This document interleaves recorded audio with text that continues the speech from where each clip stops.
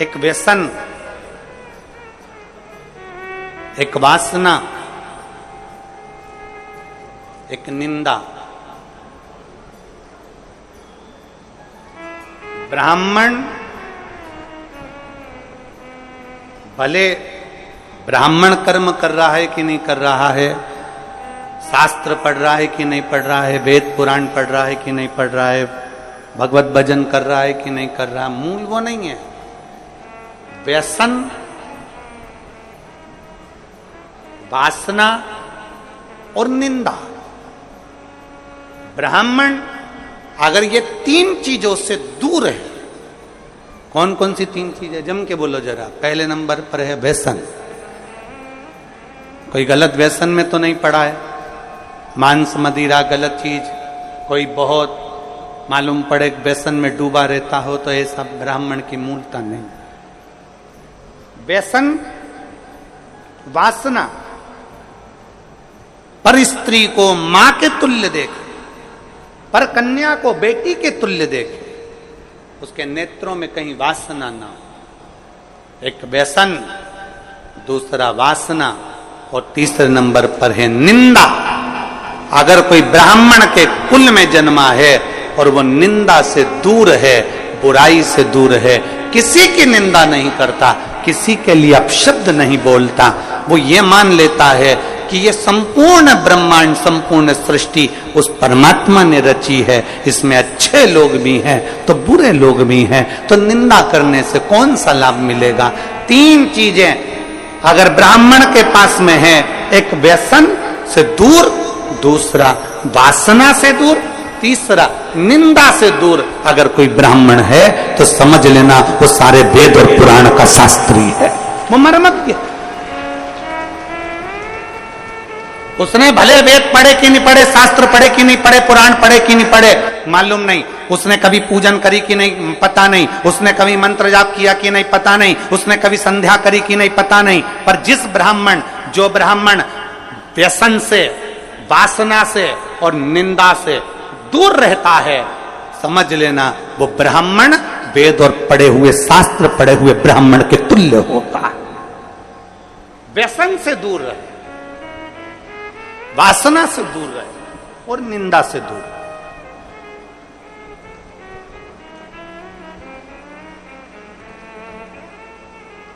व्यसन, वासना और निंदा से जो दूरी बना लेता है, समझ लो वो श्रेष्ठ है, वो श्रेष्ठ।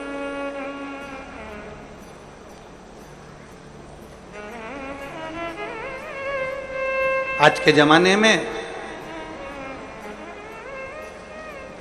हम किसी से भी कह देते हैं, महाराज जी आशीर्वाद तो दे दो।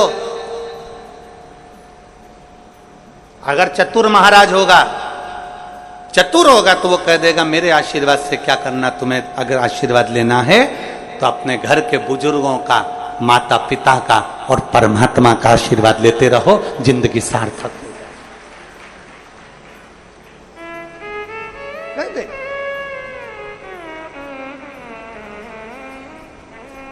व्यसन में डूबा हुआ कितना बड़ा भी विद्वान क्यों ना हो, कितना बड़ा भी वेद पाठी क्यों ना हो, कितना बड़ा भी शास्त्रों का मर्मज्ञ जानने वाला क्यों ना हो, अगर व्यसन में डूबा है तो वो श्रेष्ठ नहीं। कितना बड़ा भी मर्मज्ञवान हो, कितना बड़ा भी वेद पाठी हो, कितना बड़ी विद्वत्ता हो, अगर वो वासना में डूबा है तो वो श्रेष्ठ नहीं। लंकाधिपति रावण के पास में इतनी विद्वत्ता थी, इतना विद्वान था, इतना ज्ञानी था, इतना ज्ञानी था, इतनी विद्वत्ता लंकाधिपति रावण के पास में थी कि सारे मंत्र, सारी साधना, सारे तप, सब कुछ लंकाधिपति रावण जानता था। पर व्यसन में भी रावण डूबा रहा, वासना में भी रावण डूबा रहा और निंदा में भी रावण डूबा रहा, इसलिए कोई दिया जलाने वाला नहीं बचा, समाप्त हो गया संपूर्ण। आप भले वेद ना पढ़िए, आप भले शास्त्र ना पढ़िए, आप बड़े मर्मज्ञ मत बनिए, आप बड़े विद्वान मत बनिए, पर ब्राह्मण के 3 लक्षण अगर आपके अंतर्गत हैं, आप व्यसन से दूर हो, आप वासना से दूर हो, आप निंदा से दूर हो। किसी की निंदा आपके मुख पर नहीं आती, किसी की बुराई आपके मुख पर नहीं आती।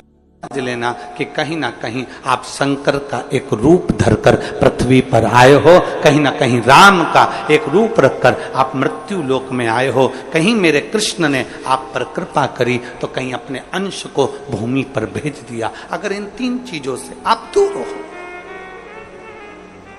आपकी भक्ति, आपका विश्वास, आपकी दृढ़ता, बराबर। एक पत्र है,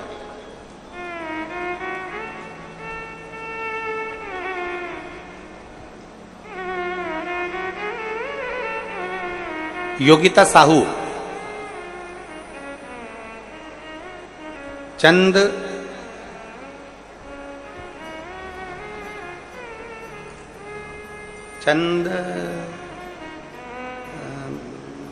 खूरी लिखा है कि बुरी लिखा है वो पता नहीं है। हम चैनल पे दिखा देते हैं, तुम खुद पढ़ लेना और तुम समझ जाना कि यही लिखा है, ठीक है। कैमरे वाले भैया जरा आओ तो जरा इनको बताओ क्या लिखा हुआ है। मैं योगिता साहू, चंद, अब तुम पढ़ लेना फिर दुर्ग, ठीक है। खुरी खुरी, हाँ चंद खुरी, हाँ ठीक है समझ गए। हर हर महादेव। मैं योगिता साहू, चंद खुरी, दुर्ग से। कहीं बैठी हो तो हाथ हिला सकती हैं। योगिता साहू कहीं बैठी हैं चंदखुरी से तो हाथ हिला सकती हैं। मैं बाबा का क्या वर्णन करूं गुरुदेव।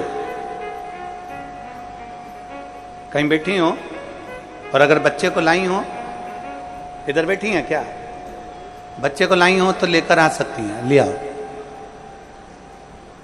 मैं भोले बाबा का क्या वर्णन करूं गुरुदेव।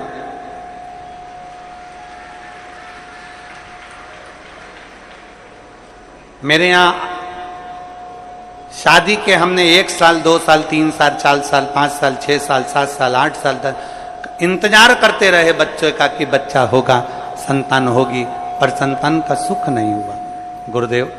कई वर्ष निकल गए और संतान का सुख प्राप्त नहीं हुआ। तब हमारे किसी रिश्तेदार ने कहा कि पंडाल में बैठकर शिव महापुराण की कथा अगर सुनी जाती है और जो मांगा जाता है वो प्राप्त होता है। हमने विचार करा अब हमें कहां शिव महापुराण की कथा सुनने को मिलेगी। वो सीहोर वाला बाबा तो इतनी दूर दूर कथा करने जाता है, हमारे क्षेत्र में कहां कथा करने आए।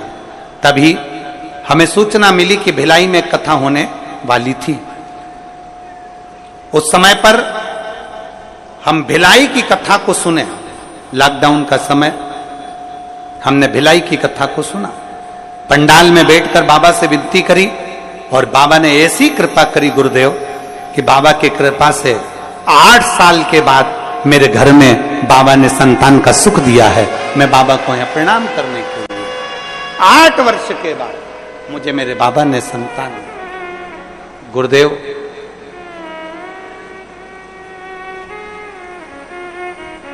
एक बात कहना चाहती हूं, जब संतान नहीं होती है ना तो लोग एक स्त्री को, एक नारी को दोष देते हैं। पर मेरे भोले बाबा से विनती है, आप जो अपनी भाषा में कहते हो वो एक बार इस व्यासपीठ से जरूर कहना। हम जो भोले बाबा से कहते हैं आपको मालूम होगा, एक ही चीज कहते हैं कि मेरे बाबा किसी स्त्री की गोद खाली मत रखना और किसी पुरुष की जेब खाली मत रखना। स्त्री की गोद खाली रहती है।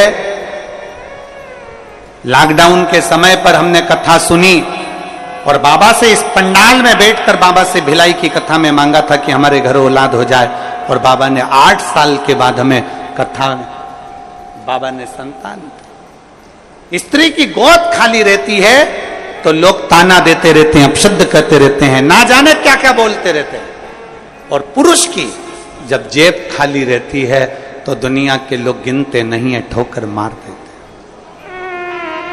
ठोकर मार देते।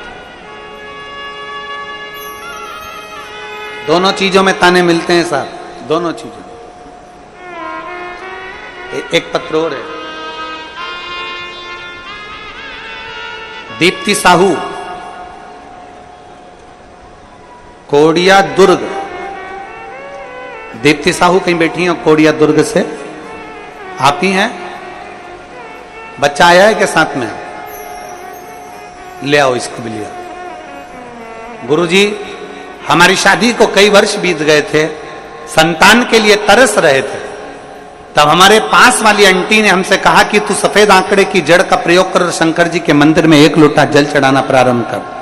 हमने शिव जी के मंदिर में 1 लोटा जल चढ़ाना प्रारंभ करा, सफेद आंकड़े की जड़ का प्रयोग करा।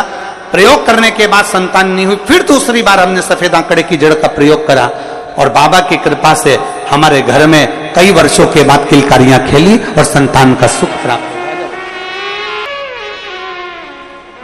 एक विश्वास के साथ में हम शिव को भजें।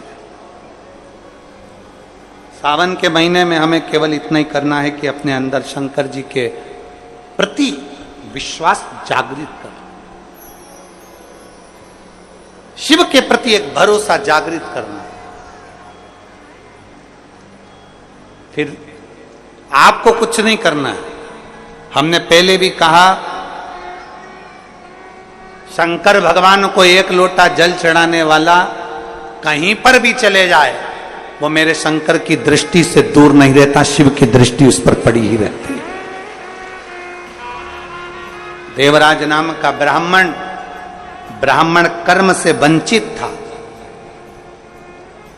और ये 3 चीजें, व्यसन, वासना और निंदा, उसमें तीनों थी, तीनों। वो व्यसन में भी डूबा रहता था, वासना में भी डूबा रहता था, और निंदा में भी डूबा रहता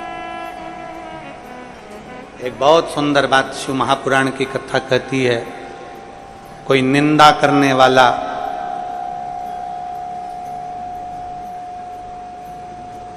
कितने भी वेद और पुराण और शास्त्रों का वाचन कर ले, उसके मुख से सुनी हुई पुराण कथा भी हमारे जीवन का कल्याण नहीं कर पाती। व्यसन और वासना में डूबे हुए व्यक्ति के मुख से कितना भी प्रवचन सुन लो, वो हमारा कल्याण नहीं कर सकता, वो हमारा कल्याण नहीं कर सकता। आज के जमाने में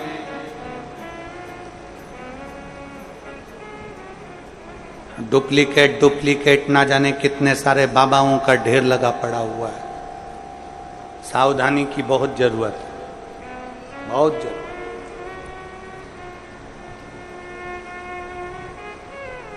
फिर निवेदन है, पानी पियो छान और गुरु करो जान। नहीं तो आज के जमाने में गुरु फिरे बाजार में, हमसे दीक्षा लो, नरक पड़ो चाहे स्वर्ग जाओ, माल हमी को देव। आज का जमाना ऐसा हो गया है। आज के जमाने में तुम्हारे को कोई नहीं कहेगा कि तुम्हारा उद्धार हो रहा है कि नहीं हो रहा, कल्याण हो रहा है कि नहीं हो रहा, अविरल भक्ति प्राप्त हो रही कि नहीं हो रही, भजन मिल रहा है कि नहीं मिल रहा, स्मरण मिल रहा है कि नहीं मिल रहा, मंत्र जाप, नाम जाप, कीर्तन, शिव नाम, भगवान की भक्ति में डूब रहे कि नहीं डूब रहे, उन्हें कोई मतलब। आप अपनी भक्ति में डूबने का प्रयास करो। अभी गुरु पूर्णिमा महोत्सव में गुरु महादेव शिव महापुराण की कथा में कहा था, इंसान को गुरु बनाने से पहले अपने अंदर एक विश्वास प्रकट कर कर शंकर भगवान के शिवलिंग को छूते हुए ईश्वर को अपना गुरु बनाने का प्रयास करो, क्योंकि इंसान कब गड़बड़ कर जाए पता नहीं, पर ईश्वर कभी गड़बड़ी नहीं करता। वो जो रचता है वो श्रेष्ठ ही रचता है। ईश्वर को बनाओ। माया सबको भरमाती है, माया किसको नहीं पकड़ती। एक चेला और एक गुरुजी जा रहे थे, नदी में बहाव था। चेले ने गुरुजी से कहा, गुरुजी एक कम्मल बेरा है।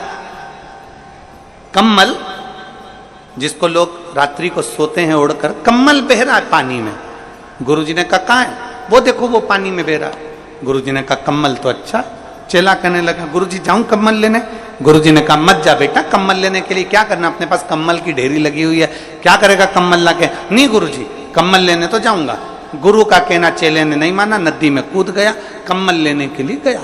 जैसे कम्बल लेने के लिए वो गया, कम्बल लेकर आने लगा, कम्बल पकड़ लिया। उसको नहीं मालूम था कि ये कम्बल नहीं है, ये तो कोई भालू पानी में बह रहा था। तो भालू ने उस शिष्य को पकड़ लिया, अब वो छोड़ नहीं रहा। गुरुजी घाट पे से चिल्ला रहे, बेटा कम्बल छोड़ दे। शिष्य चिल्ला कर कह रहा है, गुरुजी मैंने तो कम्बल को छोड़ दिया पर कम्बल मुझे नहीं छोड़ रहा है। तो भालू ने पकड़ लिया, मैंने कम्बल को छोड़ दिया पर कम्बल मुझे नहीं छोड़ रहा है। बस यही संसार है। इस संसार में माया जब पकड़ती है तो किसी को नहीं छोड़ती है, चाहे वो कोई भी हो। इसलिए शिव पुराण कहती है, पार्वती जी ने शिव जी को गुरु बनाया था, गणेश जी ने शिव जी को गुरु बनाया था, नंदी ने शिव जी को गुरु बनाया था, लक्ष्मी जी ने शिव जी को गुरु बनाया था, नारायण ने शिव जी को गुरु बनाया था। सारे देवताओं का क्रम उठाकर देख लिए, सबने महादेव को गुरु बनाया। तो हम भी हमारे देवादिदेव महादेव का मात्र स्पर्श कर कर उसको गुरु बना सकते। शिव को स्पर्श कर, शिव का स्मरण कर।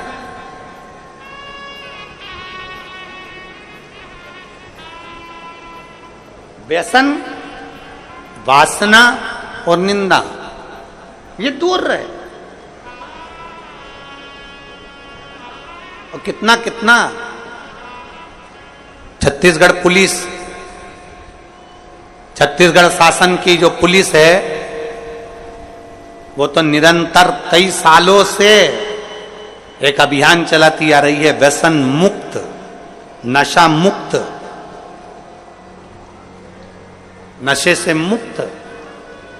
शायद भारत की संपूर्ण प्रदेशों में से केवल एक छत्तीसगढ़ की पुलिस एक ऐसी होगी जो यह अभियान चलाती है कि हमारा प्रदेश, हमारा देश नशे से मुक्त हो। एक बार जोरदार ताली बजाओ छत्तीसगढ़ पुलिस के लिए, साधु होता है, नशे से मुक्त हो। और शिव महापुराण भी यही कह रही है। आज के दुनिया के लोग कह देते हैं शंकर भगवान तो भांग का नशा करते हैं, शंकर भगवान गांजे का नशा करते हैं, शंकर भगवान चिलम पीते हैं, भगवान शंकर ऐसा करते हैं। दुनिया के लोगों की दृष्टि गड़बड़ हो गई है, दुनिया के लोगों की सोच गड़बड़ हो गई है। शंकर भगवान को दुनिया के लोग केवल बदनाम करने में लगे हुए हैं, इसलिए उनके जो फोटो बना दिए वो गांजा पीते हुए बना दिया, उनके फोटो बना दिए चिलम पीते हुए बना दिया, उनका फोटो बना दिया लोटे में भांग पीता हुआ बना दिया। अरे मेरे देव अधिदेव महादेव ना कभी गांजा पीते हैं ना कभी भांग पीते हैं। मेरे महादेव तो नशे से मुक्त रहने की सलाह देते हैं कि नशे से मुक्त रहिए, नशे से मुक्त। ये तो दुनिया की दृष्टि गलत है ना, जिसकी गलत दृष्टि होती है ना उसी को गलत दिखता है। रोड पे गाय ज्यादा हो जाती है तो दुनिया के लोग कहते कितनी आवारा गाय घूम रही है। अरे आवारा तेरी आंख हो गई जो तुझे गौ माता भी आवारा नजर आ रही है। आवारा तेरे नेत्र हो गए इसलिए तुझे गौ माता आवारा नजर आ रही है। याद रखना, हमारी दृष्टि जैसी होती है सामने की सृष्टि वैसी नजर आती है। नीला चश्मा लगाओगे तो नीला दिखेगा, काला लगाओगे तो काला दिखेगा, पीला चश्मा लगाओगे तो पीला दिखेगा, गुलाबी लगाओगे तो गुलाबी दिखेगा। जैसा चश्मा आंखों में चढ़ा रहेगा वैसा दिखेगा। हम जैसे हैं वैसे हमको सब नजर आते हैं। गौ माता कभी आवारा नहीं होती, हमारी दृष्टि आवारा हो गई। दूध निकाला छोड़ दिया, रोडों पर फिर रही है, कचरा खा रही है, पॉलीथीन खा रही है और उसकी दशा बिगड़ रही है। कहीं से तो गुजारा करेगी, कहीं से तो पेट भरेगी गौ माता।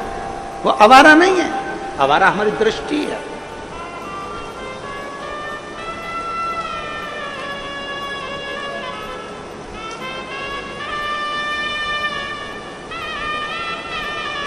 एक साधुता, मेरे शिव कभी नशा करने की आदत नहीं डालते, मेरे शंकर कभी नहीं कहते कि तुम गांजा पियो, मेरे शिव जी कभी नहीं कहते कि तुम भांग पियो, मेरे शंकर भगवान कभी नहीं कहते कि तुम चिलम पियो। मेरे शंकर भगवान तो कहते हैं कि नशों से दूर हो जाओ और भगवान की अविरल भक्ति के नशे में डूब जाओ। जिस दिन तुम राम नाम, कृष्ण नाम, शिव नाम के नशे में डूबोगे उस दिन तुम्हारी जिंदगी स्वयं सार्थक होती चलेगी। व्यसन, वासना और निंदा, ये तीनों से ब्राह्मण को दूर रहना चाहिए।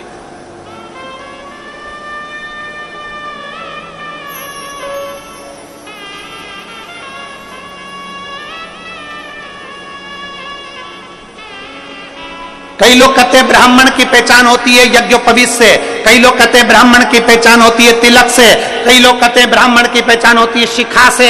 पर शिव महापुराण की कथा कहती है ये तीन से ब्राह्मण की पहचान तो होती है, पर तीन चीजें ब्राह्मण को परमात्मा से मिला देती है। एक व्यसन से मुक्ति, एक वासना से मुक्ति और एक निंदा से मुक्ति। ये तीन चीजें परमात्मा से मिला,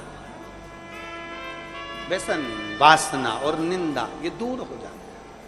पर देवराज नाम का ब्राह्मण व्यसन से दूरी नहीं बना सका, देवराज नाम का ब्राह्मण वासना से दूरी नहीं बना सका, देवराज नाम का ब्राह्मण निंदा से दूरी नहीं बना सका। इसने घेर रखा था और ऐसा घेरा कि देवराज एक दिन चोरी का धन लेकर आ रहा था, चोरी का धन उसके पास में था और वो चोरी का धन उसके साथ में किसके लिए ला रहा था? देवराज चोरी किसके लिए कर रहा है? देवराज को चोरी की जरूरत क्या पड़ गई? पेट भरने जितना तो मेरा भोलेनाथ सबको देता है, पेट भरने जितना तो मेरा बाबा सबको देता है, क्योंकि उसने संकल्प लिया है कि मृत्यु लोक में मैंने तुझे जन्म दिया है तो तेरे पेट भरने की जवाबदारी मेरी है। पर याद रखना, पेट भरने जितना मैं दूंगा, तेरा परिवार जितना बढ़ता चले जाएगा, उतना उतना तेरे धन की व्यवस्था में करते चले जाऊंगा, उतना उतना तेरे भोजन की व्यवस्था में करते चले जाऊंगा, सब कुछ मैं दूंगा। पर जब तू गलत जगह पर जाएगा, गलत सोच रखेगा, गलत दृष्टि रखेगा, तो गलत जगह से फिर धन आएगा और गलत जगह से धन आएगा तो वो तुझे बर्बाद कर दे, वो तुझे नष्ट कर दे, वो तुझे तकलीफ दे देगा।